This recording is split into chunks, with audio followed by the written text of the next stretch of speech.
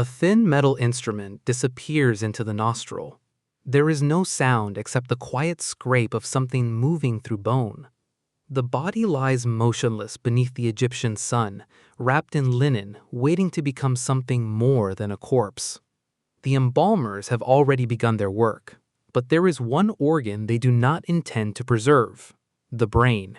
They will remove it, and then, in one of the strangest choices in ancient medicine, they will throw it away. For thousands of years, the Egyptians devoted extraordinary effort to preserving the dead. They dried the body with natron, they treated the skin, they wrapped the remains in layers of linen, they protected organs inside containers. They were obsessed with keeping the body intact. So why remove the organ we now consider the center of thought, memory, personality, and consciousness? The obvious answer seems almost impossible to avoid. They must not have understood what the brain was. But that explanation is too simple, because the ancient Egyptians were not ignorant of the human body. They had watched it fail. They had treated wounds. They had performed surgical procedures. They had observed injuries to the head and understood that damage to the body could have consequences. Yet when death came, their priorities were governed by something more powerful than anatomy. They were governed by a different idea of what made a person, and that idea was hidden inside the chest, the heart. To modernize, this seems almost backward. The brain thinks. The heart pumps blood. But to the ancient Egyptians, the distinction was not so clear. The heart was associated with thought, character, intention, memory, and moral identity. It was not merely a biological pump. It was the place where the person existed. And that belief would determine what happened to the body after death. During mummification, the embalmers carefully removed many internal organs because they would decay rapidly. But the heart was different. It was usually left inside the body, because the Egyptians believed the dead would eventually face judgment, and at that moment, the heart would matter. Imagine the scene. A dead person stands before the gods. On one side of a scale is the person's heart. On the other is the feather of Ma'at, the symbol of truth, balance, and cosmic order. The heart is not simply evidence, it is the record of a life. Every intention, every betrayal, every act of kindness, every hidden thought. The body may have become silent, but the heart was believed to remember. And suddenly, the decision to discard the brain begins to make sense, not because the Egyptians thought nothing happened inside the skull, but because in their understanding of existence, the brain was not the thing that needed to survive death. The heart was. This is where the story becomes stranger.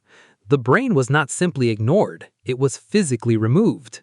In many mummification procedures, embalmers use a slender instrument inserted through the nostril and into the skull. The brain could then be broken apart and removed through the nasal passage. It was an astonishingly invasive procedure, and yet compared with the preservation of the heart, the brain received almost no comparable reverence. The contrast tells us something profound. A civilization can possess extraordinary technical knowledge while holding a completely different map of reality. They could understand that the brain was physical matter, but they did not have to believe that it was the center of the self. And perhaps that is the unsettling part, because modern humans are not as different as we like to imagine. We also build civilizations around invisible assumptions. We believe consciousness lives in the brain because centuries of observation, experimentation, and neuroscience have given us overwhelming evidence.